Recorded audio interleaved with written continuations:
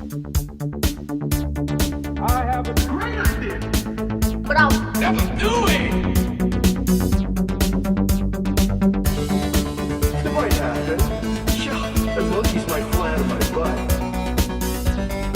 I don't think so. I don't see it happening. Hey, it's me, John. And me, Louise. And you're listening to I Have a Great Idea, but I'll Never Do It, the only podcast in existence that's all about the great ideas that we'll have that will never do. The ideas that keep you up late at night, that keep you going into your notes app and you're typing things at 3 a.m. And I know I've been doing them. How about you, Louise? Have you been doing them? I've been doing them.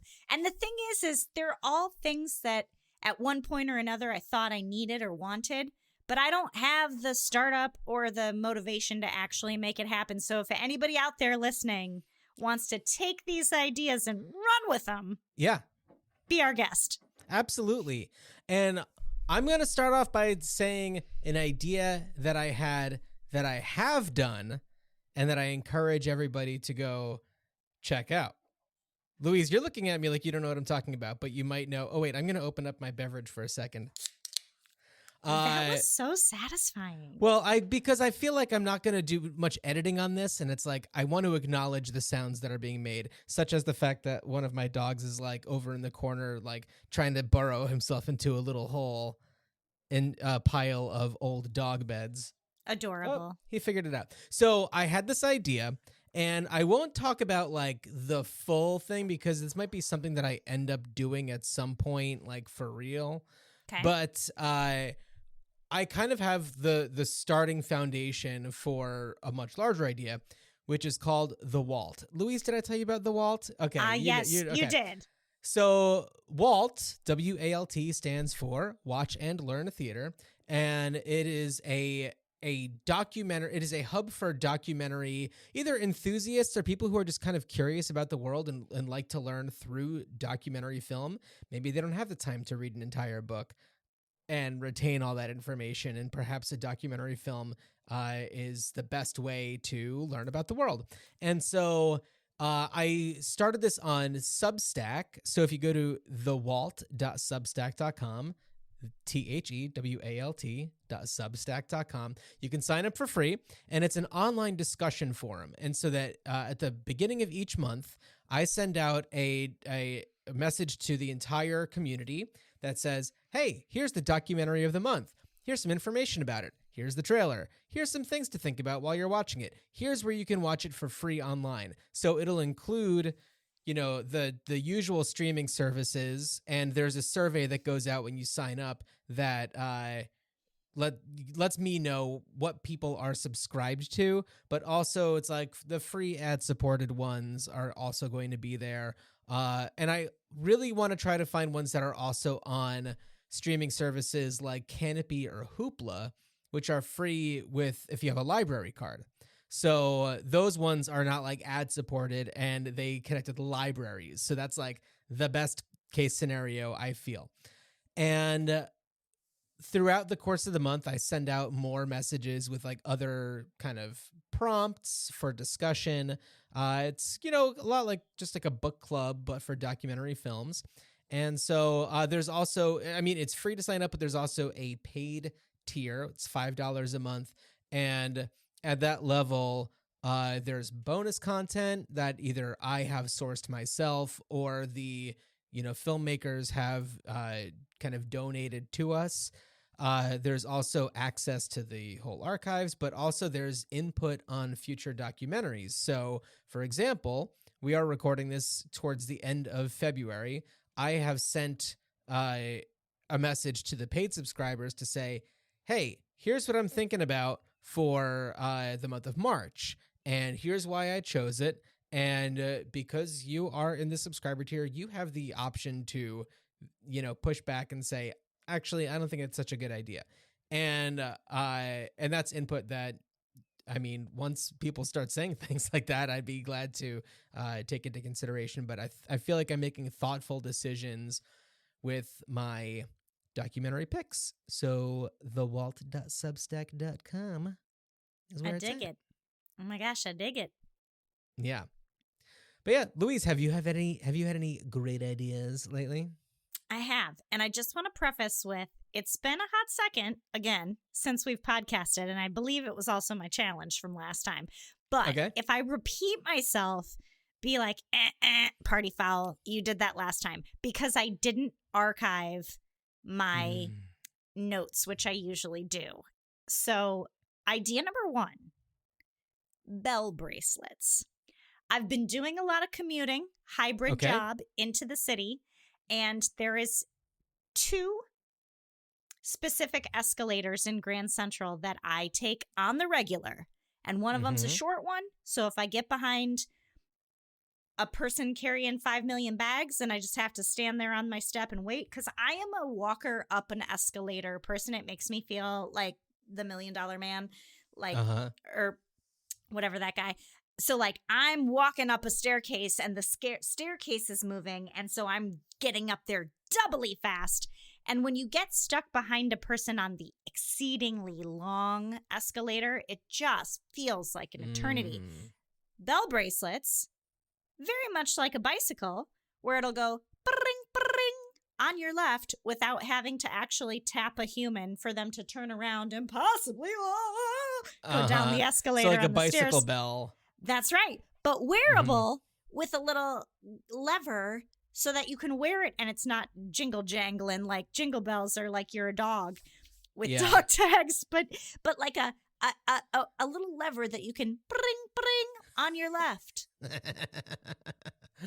Yeah, I that's a really interesting one in the sense that, like, for some people it could be like oh my god, I'm so sorry, but for some other people it might just be like the equivalent of honking a horn. I am not a horn honker. Ooh. I am not a horn honker at all.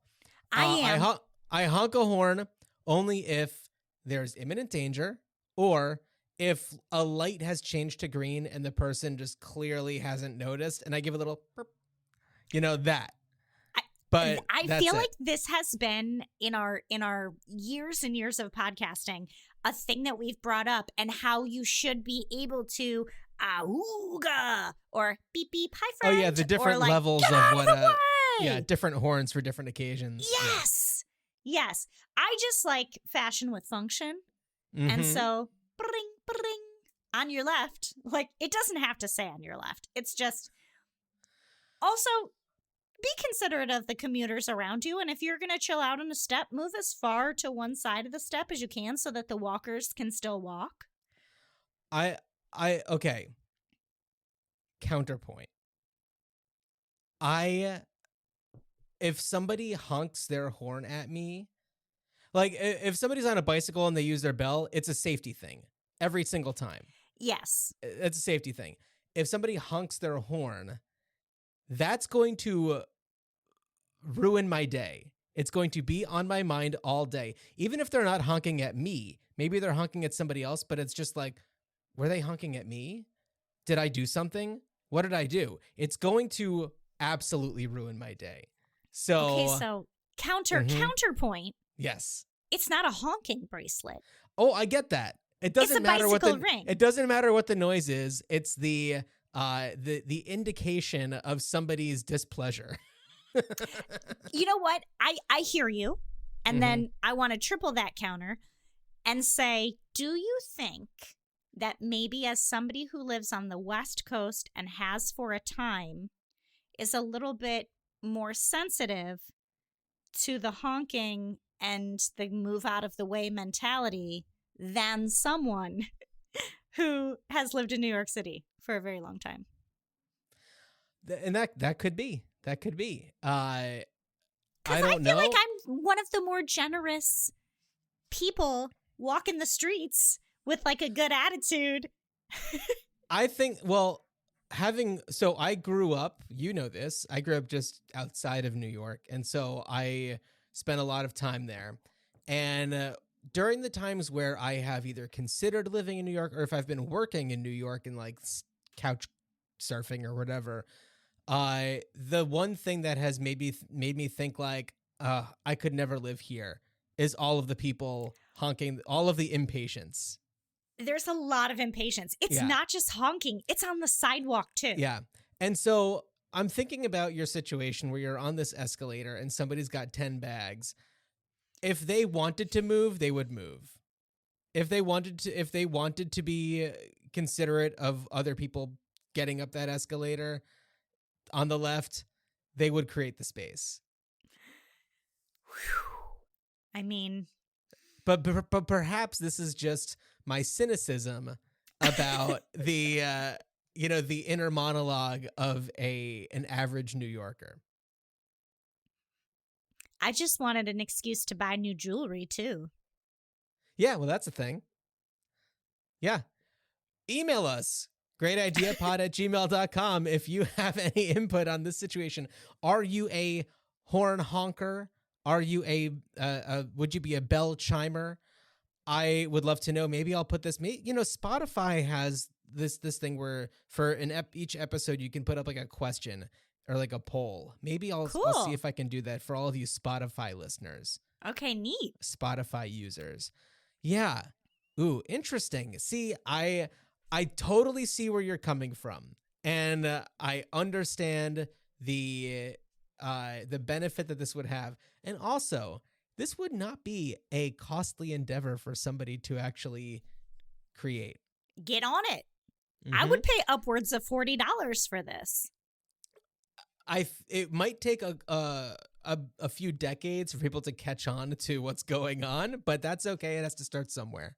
Also, it might spur mass confusion. Like, bring, bring. Is there a bike on this escalator? Frickin' bicycle? Okay. Is there a child on a tricycle? Okay. All right. I love it. I love it. Yeah. Okay. Louise, what are you drinking over there? I am drinking some tea. Lovely. It's a new flavor. I don't want to brand it out because we don't have a sponsor yet. But Tazo Tea, Tazo. Oh. If you'd like to sponsor our podcast, call us up. Yeah. Or email us. Wouldn't that be funny? I have a great idea, but I'll never do it. It comes out 3 times a year at best. Sponsored by Tazo Tea. Can you imagine? It's a we new flavor. We used to do the show every 2 weeks. Do you remember that? Yes. I do remember. It's a new flavor. It's a new flavor. What do we got? Well, it's a new flavor to me. It's wild orange. Ooh, look at and you, crazy. I used to work in a tea house. And so a tea in a tea bag, to me, a tea snob, was like, oh, poo-poo on that. But now that I don't work in a tea house, I'm like, really jonesing for some tea. And somebody was like, have you tried? And I was like, you know what? I haven't. And I'm gonna. It's delightful. I feel like lately, unless I have like a cold and I need something that has special ingredients in it, I'm typically a sleepy time tea guy, and that's kind of my lane. It's comfort. I'm a slut for that bear. I love it. I just love it. Yeah.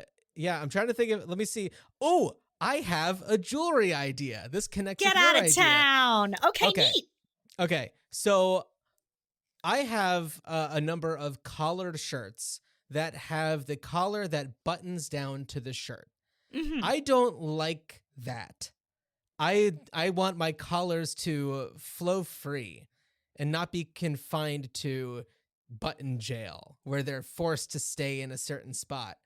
But when you unbutton those, then you have the buttonhole. That's a little unsightly. And so I feel like, why not have some sort of cufflink-like jewelry? It's for decorative purposes only.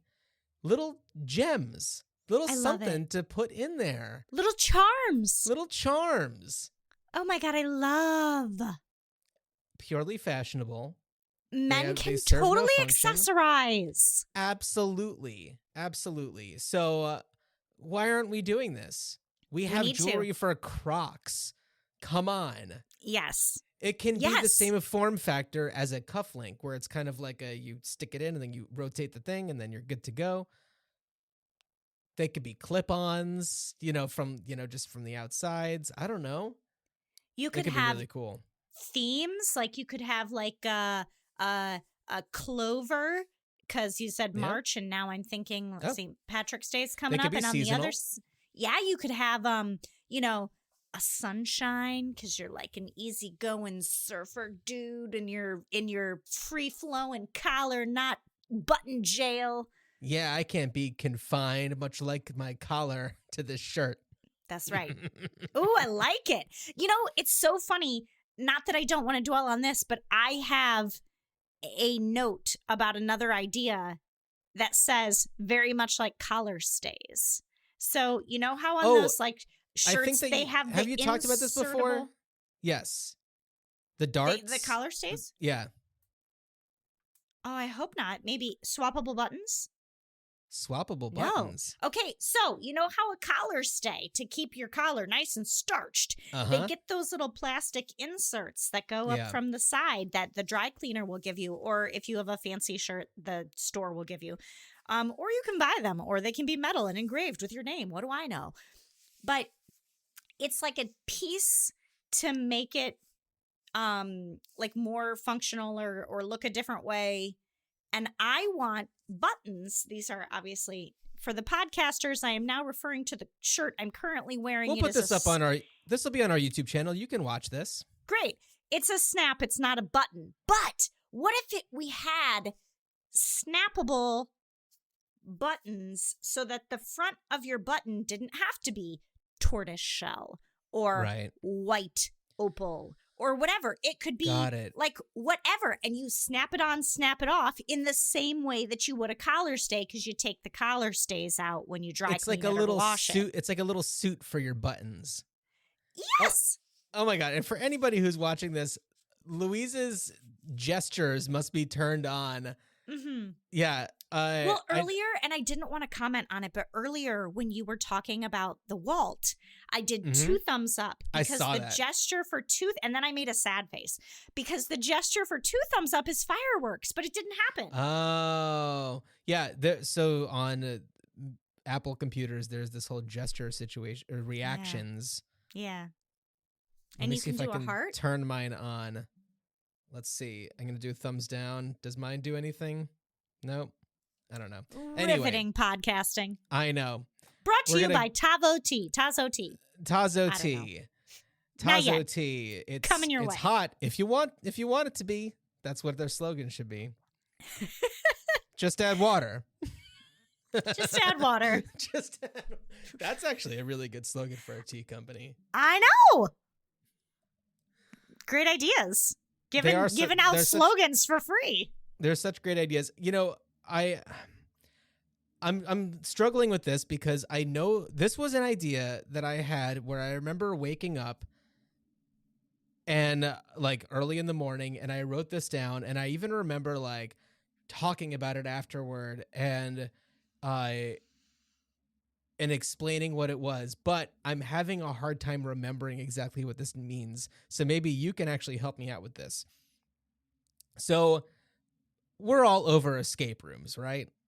We're done with those. I think Okay. so. There's something else that we need to do with those facilities. So I feel like there needs to be an escape room like place that's created for more of like therapeutic reasons, that where you can recreate like dramatic life experiences.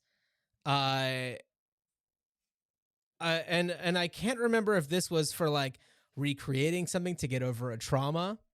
That could be something. Or if Okay. it's kind of like I really want to have like an emotional breakup in the rain or something like that. And then it's like it can facilitate this, fantasy scenario for you. All I have written is dramatic life experience facility for emulation purposes, like an escape room. And I don't remember anything else about it. I likely wrote it. I probably wrote it like the day after we recorded our last episode. And that's how it happens. It's we're flexing this creative muscle, Yeah. and then right after we podcast, we're like, oh, I have all these ideas now. Yeah. Exactly. So 2 things I'm thinking is like, oh man. So the first thing, do you get to go through the layers of escaping when you have Oh, the so you're- breakthrough? Like, I do have daddy issues, and then they unlock a door. You're only allowed to get out once you've gotten over your trauma. Yeah, when you once you've heal, recognized your that's trauma, when you yeah. can get out. And then the other thing would be like dramatic recreations of things that you want to experience, so you can like have people in a safe space with you, like doing the things with you. As an example, I'm a few weeks behind on This American Life, but for Valentine's Day, they did an episode about like lightning strike, love at first sight versus like mathematically, systematically finding your person. Okay. Like, is it a numbers game? Date a million people in the world and then find the one who has the most checklist things on your list, or don't try so hard, get a feeling and a gut feeling. And if you never get that gut feeling, XYZ. But with your escape room idea, it's like, oh my gosh, I always wanted to meet somebody at a bar. So you have these actors come in. Actors. It's set up like a bar. I mean, sure, it's just, Yeah. it's for fun. It's an experience you can have. Like, I always wanted to throw a glass of water on my partner at like breaking up with them at like a cafe. So they set it up like a cafe, you know, at 6 p.m. on a Saturday, you're going to go faux break up and like get the closure with an actor and other actors and possibly some friends if they get to like be either other patrons at the fake cafe, or if they get to like be behind a mirrored glass and like watch you have this like cathartic thing. Because maybe yeah, you never got to say to that person like all the things that you wanted to say. Or because I just recently listened to another podcast that was super, super tragic one. I think the podcast is called The Last Day, but the host goes through with people like recent experiences of them losing someone dear to them. Ooh, and a friend of mine lost her husband like 2 months after they got married to like a freak brain heart thing. I'm not really clear on the medical details because most of the podcast was actually her like reliving like parts of her wedding day and parts of their relationship that were like really super, super lovely. But how like great would it be if you thought, oh, I always wanted to go to our child's graduation. Like if somebody, let's say, you know, God forbid, has, you know, a miscarriage or something and they don't have the child with their partner, and then the partner passes away and they're like, you know what, let's stage a high school graduation. And we get to like, I don't know. I'm just, you can, it's like your fantasy and you get to sort of like have that. She's currently in another relationship and she's like, the guy is great. I'm scared a little to talk about, you know, him because I have like PTSD because I screamed the praises from the rooftops of the previous guy and look what happened, even though that's not really how life works. But she's like, he lets me, you know, talk about him and remember fondly in a way that's really, really helpful to me. And it's weird because we don't know how to, as a society, at least I think, this is my opinion, we never know what to say to people who are hurting. And a lot of times the things that people say, and I'm speaking totally from myself and experience, is like the opposite of what I want to hear. Like everything happens for a reason. And I'm no, never say really that. Doesn't. So, and that so doesn't like make anybody feel better. It really doesn't. But in your escape room sort of fantasy thing, you could be like, I want to tell off my relatives who are being really mean to my mom. And then you could have people sit in for your relatives and then, you know, yell at them on a couch. Well, this is okay. That now that or meet actually, or kiss somebody in the rain. Right. You know, you sign a waiver. Yeah, that one you might need to have somebody, you know, that you're perhaps in some sort of romantic relationship with. I don't know. That one could be a little dicey, but what you're talking about is actually making me think of that show, The Rehearsal with Nathan Fielder, where he sets up very elaborate, true to life, rehearsals for people who are they are trying to figure out how they're going to approach a certain difficult situation. Oh my God, I've It's- never heard of this show. I need to write it What? down. Really? I live in a hole under a rock. Wow. I know. Oh, I won't say too much more because this show takes some very fascinating twists and turns. But, for example, in the first episode, there is somebody who is in a bar trivia group, and all of his friends in that group think he has an advanced degree, but he does not. And he's been living this lie and wants to tell one of his close friends that's in this group the truth. So what they do is they completely, I think that actually, is it Lizard Lounge, I think is what it's called in New York. Or Alligator Lounge, I don't know. But there's this bar, and they completely rebuilt it down to like every single last detail in a warehouse, actually out here in Oregon. And they had it functioning. Like, everything looked as it did in the actual real bar.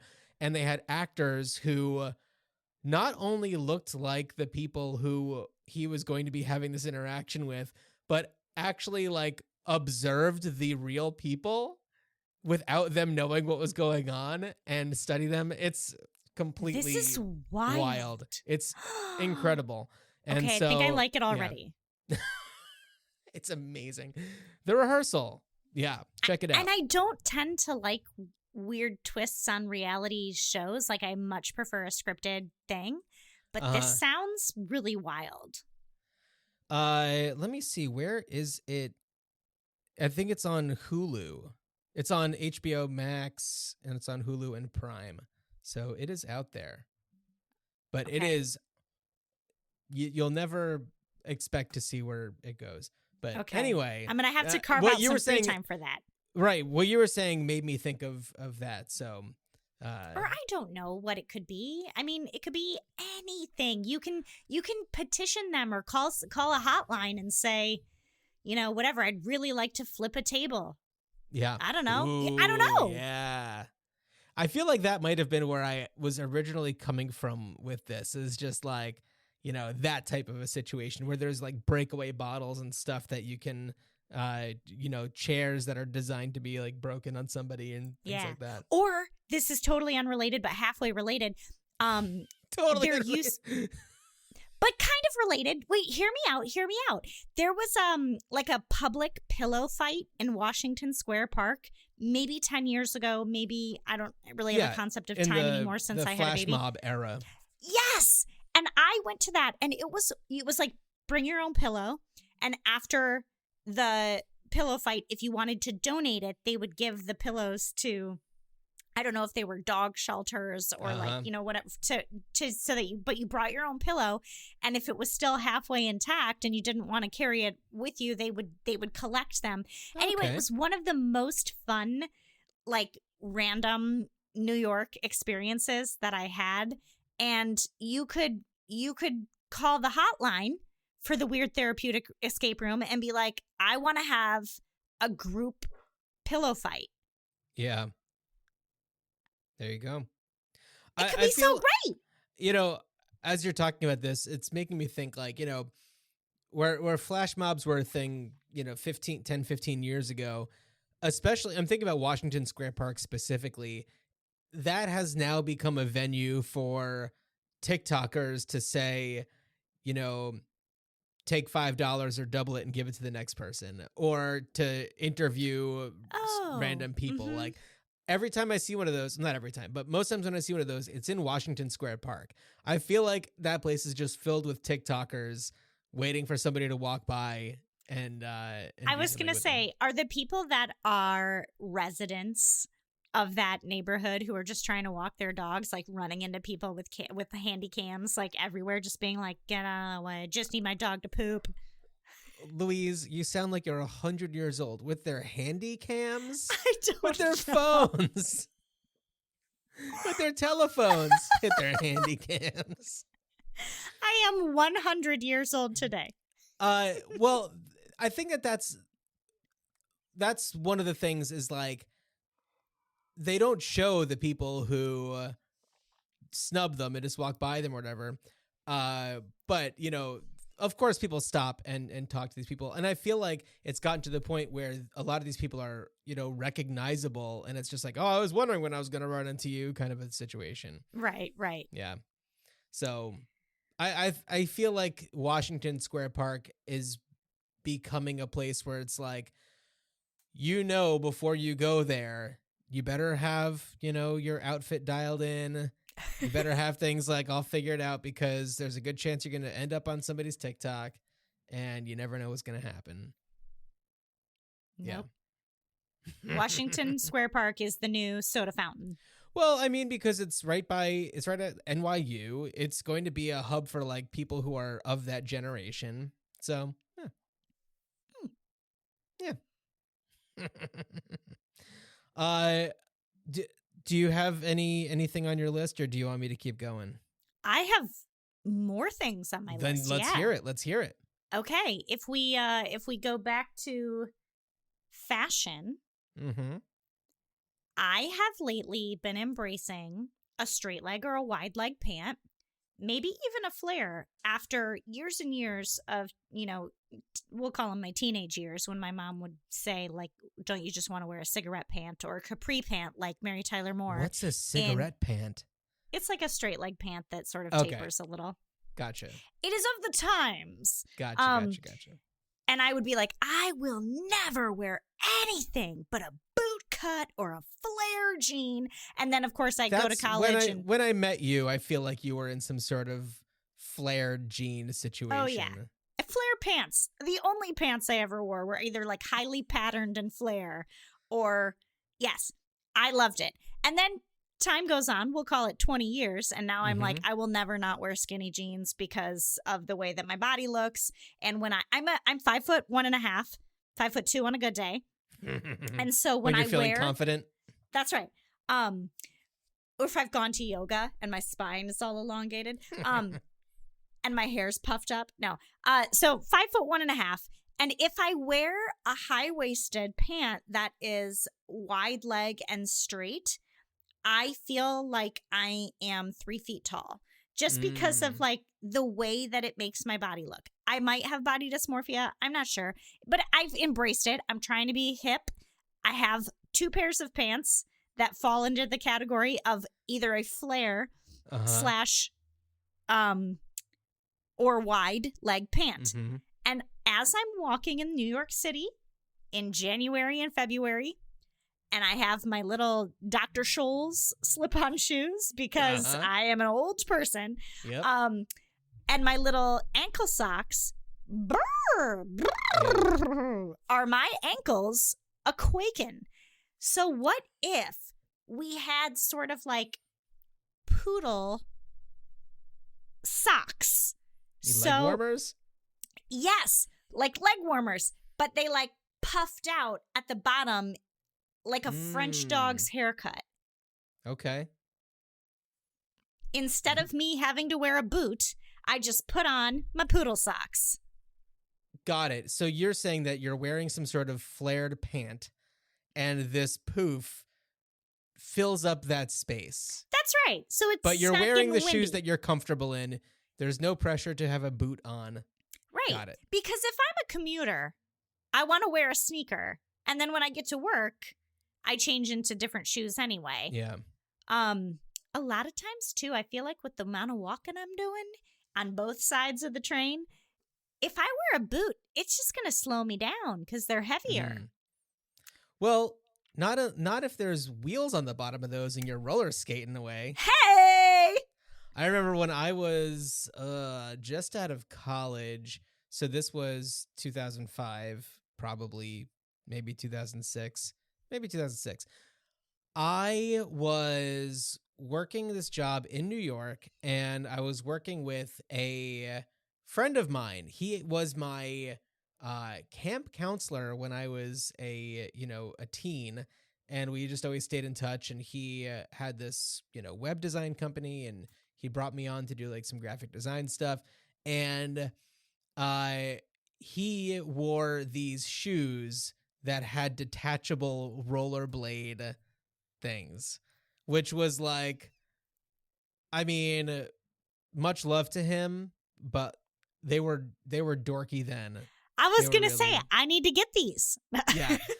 I'm perhaps there is a way to do it now. And also I feel like roller skating, not so much roller blading, is, coming back in a really interesting way. And there's also a way to do it where it's less like, you're somebody living in not the matrix, the outside of the matrix, and something like that. But you're just like a fun person who just wants to get around town faster. Without having to lug a scooter Oh yeah, go or a bicycle. No Yeah. way. Yeah. Yeah. Ding ding, ringing little bell coming through. Mhm. In On your which case, if you're on skates, the bell makes sense. That's right. It's a safety Yeah. issue then. Then it's a safety thing. Mhm. So, yeah, I dig that. That makes a lot of sense to me. Sure. It's just like a little coziness for your ankle. yeah, And it's not sacrificing the style of the pant. It's just keeping you warm and keeping it Yeah. from the chilling breezes from coming up your pant leg. sure. I also want to say I admire your attempts to keep up with the ever rapid changing fashions regarding Thanks. pants, because I'm always in a situation where I'm just like, not always, not like every single day, just being like, what's happening right now? But like, okay, the pants that I have are the pants that have worked for me for this many years. And first of all, it's expensive to experiment and with something like clothing. Mhm. And also, it's really difficult to find the confidence to, say like this, this is what I look like with this, and it's different than the way I maybe see myself. And a different pant can really change the way that you're feeling. And if you're not ready to go for it, then you're risking the societal impacts of such a thing, and it's not Yes. fair. It's just not easy either. Yeah. No. And like I said, it's also it's pricey. You can't just go spending money like rolling the dice that like a certain pant is gonna work for you suddenly. Yeah. Come on. And again, as a shorty, I often, if a company makes short or Mm-hmm. super short, Mm. sometimes we'll even call that cropped. Okay. That's probably the length of my inseam. Okay. But if it's just a regular pant, not only am I paying for the pant, but I gotta have that altered. Getting stuff altered. Who's funding this? I mean, right now it's just me, but otherwise I'm stepping on my trousers. Yeah. Joe Biden, while we're going ahead and forgiving, student loan debt, why don't we give everybody a little incentive to up their wardrobe, refresh the wardrobe a little bit? I've been seeing know? a lot of sweatsuits in airplane TikToks. Mm. Let's dress up for air travel again. Oh, Let's look sharp. This is a hot one. So I'm with you. I don't know if I could ever confidently go outside wearing my comfy clothes. It's just not something I can physically do. Mm-hmm. Is that me showing my age? Is that an age thing? I don't know. I will Ooh. say I cared a lot more when I lived in the city, when I Mhm. thought I would run into people, and I cared a lot more before I had a child. When I had an infant and even, a toddler now, sometimes I'm like doing the best I can. And the caring for how I look goes out the window a little bit. But I will tell you, I dressed up recently, and when I say dressed up, I mean put on some Mhm. ballet flats and some skinny jeans and like a silk blouse and a jacket. Okay. And my husband was like, wow. And I was like, oh my God, I have been wearing sweatpants and like, Oh, the bar has been lowered. Interesting. yeah, I like didn't realize sweatshirts and this. sweatpants for so long that I put on like a belt and a jacket, and you go, wow, Yeah. I love it. Yeah. But also, Yeah. this is a lot of effort. No, totally. I mean, I'm glad that we're all giving ourselves a little bit of flexibility. I think that COVID definitely, kind of created that pathway where it's just like, look, we're all going through a lot. We just need to be comfortable. And then that's like, if nothing else, at least I'm comfortable. So, right. Yeah. And I definitely have transitional clothing, which is not the clothing I wear outside, but not my jammies. So the second I come home, I put on transitional clothing. Oh, interesting. I'm not alone. My friend group does it too. Is that like what you're wearing now? That's right. This like fleecy situation. Yeah, I got a half snap fleece pullover, a t-shirt. I'm wearing sweatpants, socks, and Crocs. Socks and Crocs. Okay. Mm-hmm. I've never. They're Beatles socks. They're Beatles socks. I've never, and I know that this is gonna sound punny, and I just don't know any other way to say it, but I have never dipped my toe into the world of Crocs. I bought them as a joke. I bought them as a joke. That's what everybody says. And I also got them to match my toddler daughter. Lots of Croc talk on this episode so far. That's right. Croc talk. Croc talk. But I got them as a joke to match the Crocs that I bought my daughter. Mm-hmm. And then my husband said, well, now I feel left out. So I bought him a pair of Crocs, and they were supposed to be strictly like garden clogs because they're really, really easy to clean if they get muddy or whatever. And in the winter months, I'm like, well, these can't be strictly for gardening. I got to wear these inside when the floor's cold. Yeah. See, I've come to realize at this stage in my life that there are certain things that I experience that perhaps are more of like sensory things that I never realized were like, oh, not everybody feels this way. Okay. And when I think about a Croc, I think about a very solid form factor. And that doesn't have like give, but that's also very roomy. And I imagine that or maybe I'm wrong, but for me, if I'm having something on my feet, I need it to fit just right. Because if there's anything that's too loose or too tight, it's just going to bother me, and it's just going to be all that I think about. And so I'm wearing these shoes right now by a company called Vessi, Vessi. Pair of Vessi. Oh, I love my Vessis because they're very flexible. They're waterproof. Based in Vancouver. Is that true? Okay. They're a company out of the Couve. Cool. Well, they do great work. I own several pairs of their shoes because I feel like they form well to my foot. They breathe really well, and I feel like the size is just right, and they're flexible enough. And also it's like, hey, if Crocs are your thing, fantastic. My daughter tried them on, didn't like them. And I was like, okay, you're just not going to be a Croc kid. That's all. I have 2 pairs of Crocs for my toddler daughter and one.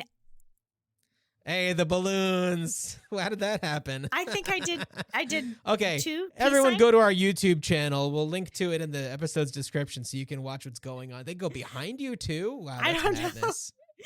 I really want the fire. Hey, there we go. There we go.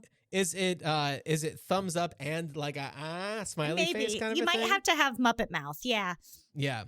I don't really know what the gesture is. I like to accidentally do it and be like, whoa, and try to recreate it and be like, whoa, because it doesn't work. Anyway, I got her American flag Croc shoes because there was a time where she was obsessed with American flags. And then the first Crocs, which were as a joke so that we could do matchy. And then they're a little more flexible than you would think. But as I'm saying this, and we're talking about shoes and the way they fit and good stuff, and I'm looking across the screen at your microphone, it is reminding me, and of course, dating us, but the Adidas, like sandal with the giant Oh yeah, Velcro across the top that I had like certainly had those the at bed some of point. nails. Yes. The bed of nails that your feet would go on. It was like plastic, hard plastic. They'd always come off too. So gross. Yes. But I had them. I had them too. Yeah. I had them. And I just because your microphone has those like 3. It's funny. Yeah, it does have some like stripes on it. It's so I'm thinking about those sandals and going back to the talk about our Vessi sneakers. So I have a pair that has always been so comfortable, but I have worn them down. I've worn the soles down so much that there are actual holes in the bottom of them that like my foot would be touching the ground.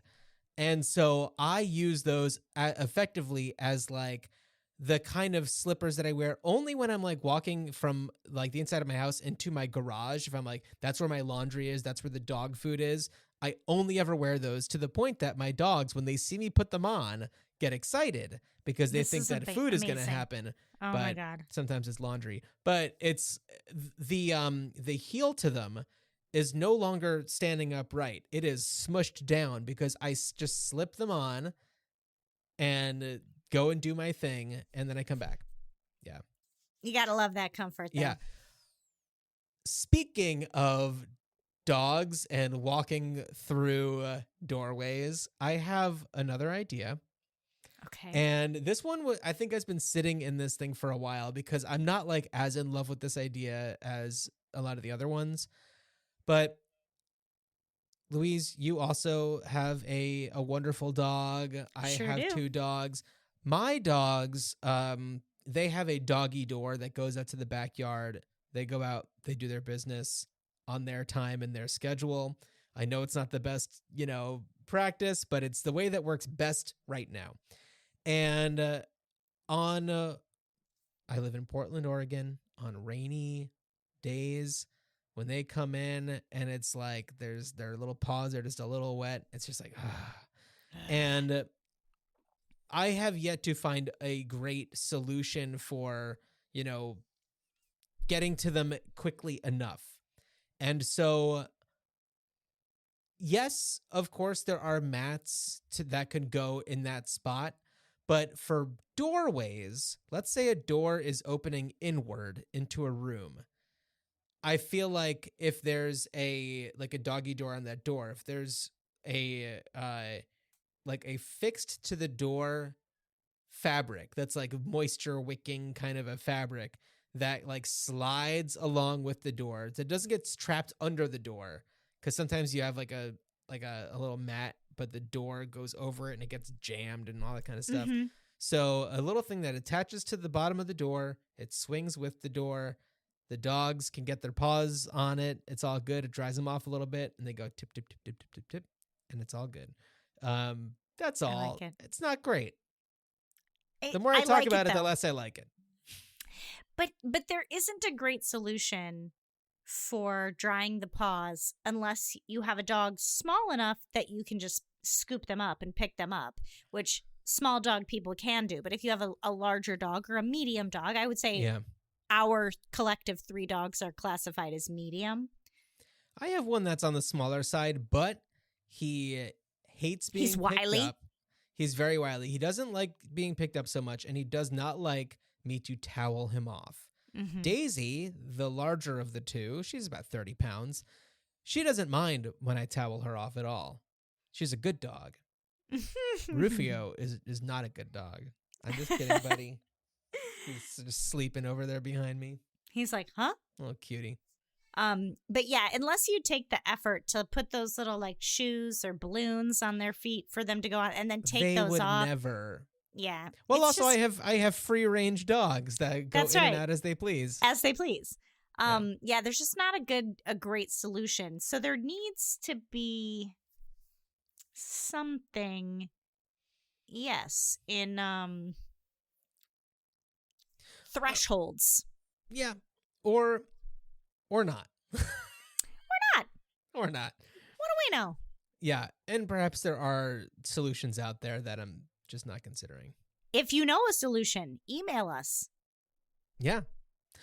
Louise, do you remember what I challenged you to at the end of the last episode? I do. What did I challenge you to? You challenged me to regular potting. Oh yeah. How can we get on a better schedule? How can we do this more regularly? And I think I might have a solution. And I will say, Louise, you have been really on top of it lately with reaching out to be like, hey, when can you do this? When can you do this? Let's figure this out. And much appreciated. No problem. I want to do this. I just feel like the more I try to juggle things and keep plates twirling in the air, the more I'm like, you know what? I can add this other plate. And it just turns out that plates fall. Yeah. But I think the solution to regular potting is great news alert. My mom is selling her house in Iowa. Oh. And after a lifetime of living in Iowa. Are you suggesting that you and I buy it from her and move there and that's just right. podcast every day? We both moved to Iowa, and it's podcasting compound. No, she's selling her house and moving to an apartment not far from where I live. Cool. And if that can be some sort of built-in childcare and entertainment for my tot, then it will allow me the freedom of an hour and 15 minutes to regularly say, hey, friend, I have some great ideas. Do you? Yeah. Right. So the solution is move your mom across the country. Move your mom across the country. Yeah, there you go. Well, it's only halfway across the country. It's 1,000 miles. Yeah. It's a good thou. All right. It's a third of the way. I think that's a great idea, and I'm glad that you're doing it. Yeah. Do you remember what I challenged you to? So you challenged me to a wet bathroom sink situation, like water on the faucets. And before I talk about ideas for this, I have questions for you about your hand washing methods, because I feel like this has a lot of variables to it. I know that there are a lot of these, the motion sensor, whether it's a faucet or a soap dispenser, thing like that. And so, and some people towel their hands off at different times, different stages. So I'm curious to know what your method is. So I'll tell you what mostly is the issue is that when I go to wash my face, it's washing the face. I fix the faucet, and we don't have two handles, one for hot, one for cold, to calibrate. We just have the one, and you got to find the sweet spot. I feel like I find the sweet spot. I start washing my face. I hear an upset child. I know. Uh-oh. I know. Well, bedtime is hard, and mom is podcasting. Yeah. So, like, the routine is a little bit off kilter. So I'm washing my face. I find the sweet spot. And then what happens is I think the water heater really shows me what it's made of. So I go to put my hands under the water to splash my face again to get the soap off. And then I'm like scalding myself, and I'm like, ah! So I touch the faucet again to calibrate it. And then when I'm all done, I've got water all over the counter in some way. Because if it was just, like, get the soap, wash your hands, get the thing, it's more involved than that. I feel like it's more involved. Okay. So here's where I'm at. We have a lot of, and I say we as a culture, got a lot of stuff going on in these bathrooms. Typically there's a mirror. There's got to be some sort of light situation. Perhaps there's a cabinet. There are certain things that used to exist that aren't really things anymore, such as the bathroom cabinets that had the little slot in them where people would put their old razors and they like fall into the wall. We've done away with that, but we have adapted to not doing that anymore. So certainly we can adapt to something new. So what I'm thinking is perhaps it's underneath the mirror, but a place where you can have a retractable, like a chamois cloth. I love it. You retract the chamois cloth. I already love it. You just wipe it up. If we are talking only water, then, perhaps, and maybe it doesn't need to be laundered every single time. But like I'm not suggesting anything that's disposable because that is bad for the environment. Certainly, there is a some sort of suitable and nice looking, piece of cloth that can go zip, wipe, wipe, wipe, wipe, wipe, zip, zip, and it goes right back into its spot. I feel like also we could do one that's like on its own spool. So like I feel like in my elementary school we had these like cloth. It was like a metal box, and it was like a U-shaped like Yeah. draping hanging, and you'd pull it down to the dry part and you dry your hands, and then the next person would pull Yeah. it down and dry their hand, and it would just hang until it was like back up in. Mhm. And once you get through the spool, like on the machine, then you take it off and you can launder it in your own house if it's I wonder, because I saw that in like an old movie recently, and I'm Really? wondering, like, yeah, I can't remember what it was because I didn't think that I'd have to talk about it on a podcast, but I think that's a really cool thing, and I'm wondering there must be some sort of practical reason why they did away with that because it seems like such a Yeah. good idea. But I like it. But it was cloth. It was not like a paper towel. Although I will say that I saw recently also on Instagram like an old ad for like a refrigerator from the 50s. Oh, and I was don't- like- they make them so much worse now. I was going to say like I want that feature. Yeah. So maybe there isn't a good reason why they did away with it. Maybe they just did cuz.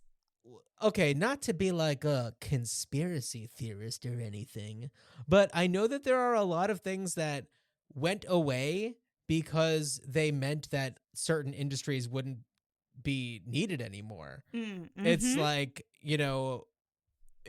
making things that need to be replaced every, 15 years or something. Whereas there are people who have refrigerators from like, the 1950s that are working great and never have issues.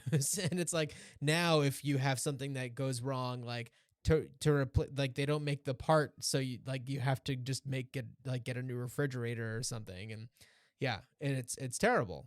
But it's kind of like how electric cars predated gas cars.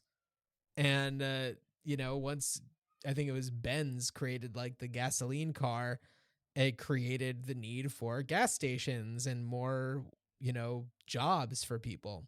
So that's a thing. There's a documentary Who Killed the Electric Car from a long time ago, and it's great. Oh, And yeah. it still holds up. thewalt.substack.com. Not saying we talk about that movie, but it's a documentary, and we love documentaries. Sure do. So, Louise, I have a challenge for you for our next episode. And Okay. this is unlike a lot of our other challenges. This is one that I thought of in advance. Okay. Okay. So, you and we've talked at length on this episode about how we are of a certain age. Let's just say that the category of that age, it begins with a 4. That's all that matters. That's all that matters. We're not afraid to say that. No. So, we are now being exposed to younger generations and the inventions of younger generations that define them in certain ways. And so Gen Z has developed new slang words based off of, you're rolling your eyes, but this is a reality that we live in. And I just want to remind you that the boomers rolled their eyes at us. So I try to have an open mind. And there are words like Riz, short for charisma, being more popular. There is a new one that baffles me. And when I hear it, I'm like, I can't believe we're actually taking this seriously. People are saying delulu to mean delusional. Have you heard of this one? No. Maybe I'm delulu. Or maybe like as a short for like delusion, like maybe this is a delulu. But Wow. I I've think heard that's you've heard of what? Eej Bowl. What's Eej Bowl? I just burst out laughing. It Wow. replaces LOL. Eej Bowl. Eej But you Bowl. don't spell it. You say Eej Bowl. Fascinating. Because IJB OL has never been an acronym that people have said. They went straight to, wow, okay. So, but anyway, there's a challenge in this. Okay. Louise, I want you to make a new slang word. Oh, I'm so excited. I'm so excited. I personally like this one because it's not an invention. It's not anything that it's not like solving a problem. It's completely ridiculous. And that's what I love about it. And I feel like 52 episodes in, we haven't really done anything like that. I love it. Wow. Yeah. Think of what you can do when you apply yourself. Okay. Amazing. My challenge for you Uh-huh. is, because it's what's on my mind lately, and how to make it easier or better or more fun. Interior paint. Just anything about interior paint. There's got to be, I mean, I can spitball some of the issues. If you're not like a visual person and you're not somebody who's good at coordinating things together, you've got your chairs, you've got your couch, you're moving from one place to another. Mm-hmm. What do you make the walls? It's the easiest, cheapest way to make a place feel like home. And yet, you flip through magazines, or at least, people of our generation flip through physical magazines. Yeah. And you're like, oh, that looks good in a magazine, but I don't have furniture like that, so that paint color is not going to pop in the same way. Or, I'm drawn to this color, but I'm scared of it. So there's got to, or how they have now those larger peel and stick swatches, instead of having to buy a pint and paint it on yourself and then look at it in different lights. There's gotta be just something to think about. And it is something that I will think about and have some sort of solution for you. I can't wait. Cool. Well, I've had an awesome time doing this. I know you have an impatient child that you need to get to. I just want to encourage everybody to go to thewalt.substack.com. Email us, greatideapod@gmail.com, with your great ideas, and we'll read them on the show. Rate and review us on Apple Podcasts, Spotify, wherever you listen. All the things. All the things. I just made a new theme song for my other podcast, Ruined Childhoods. So I just debuted that one. Give it a listen. It's really silly. And I've been unemployed for a long time, and I'm really antsy. So I do things like making new theme songs for podcasts. So it's time for a change. Yeah. Yeah. All right. Louise, is there anything you want to shout out? No, I think that's it. All right. Well, then thanks for hanging out with me. Thanks for hanging out with me. I don't see it happening.